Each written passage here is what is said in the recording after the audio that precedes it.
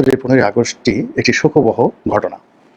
৭৫-এর অভিশাপ, ৭৫-এর যে সুনামি, প্রাকৃতিক সুনামি, রাজনৈতিক বিপর্যয়, যেভাবে আওয়ামী লীগকে তাড়া করেছে এটা আর থামেনি। এরপরে যে কয়বারই আগস্ট মাসে এসেছে, আওয়ামী লীগের লোকদেরকে গোপনে প্রকাশ্যে কাঁদতে হয়েছে।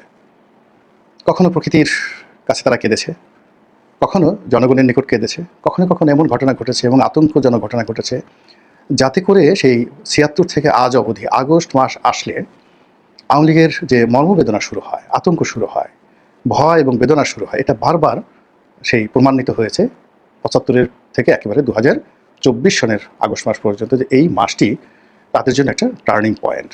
এই মাসে শেখ হাসিনার উপর গ্রেনেড হামলা হয়েছে, এই মাসে তিনি ক্ষমতাচ্যুত হয়েছেন, তার সরকারের পতন হয়েছে, এবং এই মাসেই বঙ্গবন্ধুর মর্মান্তিক হত্যাকাণ্ড ঘটেছে। এই তিনটি ঘটনার পাশাপাশি যদি আরও বহু সংখ্যক ঘটনা আপনি খুঁজে বের করার চেষ্টা করেন, আপনি দেখবেন যে প্রায় প্রতি বছরই আগস্ট মাসে কিছু না কিছু ঘটেছে। তো সেই দিক থেকে 2025 সনের আগস্ট মাসে কি হবে এটা নিয়ে আমি কিছু বলবো। এক বছর পরে সেই 2024 সনের যে আনন্দ, সেই আনন্দ 10 কোটি লোকের আনন্দ এখন 1 কোটি লোকের মধ্যে তো দূরের কথা, 1 লাখ লোকের মধ্যে সেই আনন্দ নেই। সবাই প্রশ্নবোধক চিহ্ন, কি হলো, কেন হলো, কিভাবে হলো, কি হবে, কোথায় যাব, কি করব, এত লাল করলাম সব কিছু, এখন সেই লালের খেসারত আমরা কীভাবে দেব? 10 কোটি লোকের সবাই, বাকি যে ধরুন 8 কোটি লোক, সেটা আওয়ামী লীগ এবং তাদের যারা সহযোগী যারা লোকজন ছিলেন, তারা যে ভয় পেয়েছিলেন, ক্ষতিগ্রস্ত হয়েছিলেন, যে কান্না করেছিলেন, সেটার 10%ও এখন নেই। মানে 90% তারা সেটা কাটিয়ে উঠেছেন।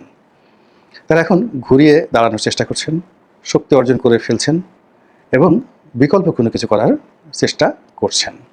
ফলে কি হলো, এই যে 8 কোটি লোক যারা ইয়ানফসি করেছিল, আর 10 কোটি লোক যারা আনন্দ করেছিল, তো এই যে 8 কোটি লোক, সেই 8 কোটি লোক এখন ঘুরে দাঁড়িয়েছে এবং এদের মধ্যে লাখখানিক লোক দেশের বাইরে আছে, সর্বোচ্চ লাখখানিক লোক দেশের বাইরে আছে, জেলখানা পলাতক দেশের ভিতরে সর্বোচ্চ লাখখানিক লোক আছে, আর বাকি 8 কোটি লোকের সবাই এই জনারণ্যে বুক ফুলিয়ে ঘুরে বেড়াচ্ছে।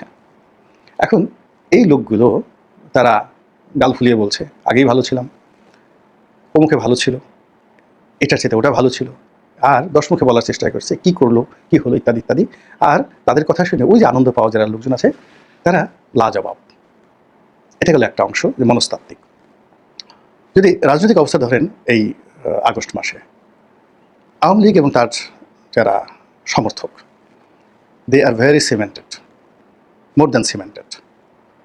তাদের ঐক্যবদ্ধতা, আবার ক্ষমতা ফিরে পাওয়ার তাদের যে দৃঢ়তা এবং তাদের যে স্বপ্ন, এগুলো সবই সিমেন্টেড।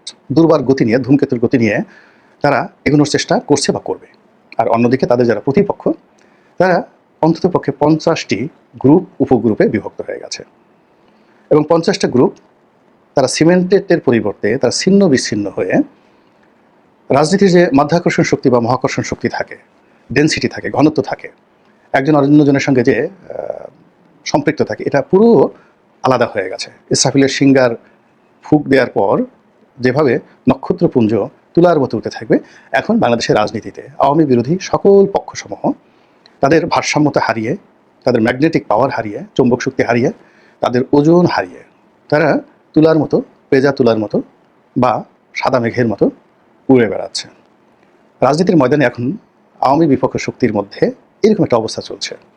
এখানে আপনি কোনো কিছু ত্যাগ করতে পারছেন না, বিয়োগ করতে পারছেন না, কোনো কিছু সংযোগ করতে পারছেন না, কোনো কিছু ধরে রাখতে পারছেন না, কারোর সঙ্গে কারো বন্ধন তৈরি করতে পারছেন না, কাউকে আকৃষ্ট করতে পারছেন না, কাউকে বিকর্ষণ করতে পারছেন না, সবাই শূন্যের মধ্যে উড়ে বেড়াচ্ছে।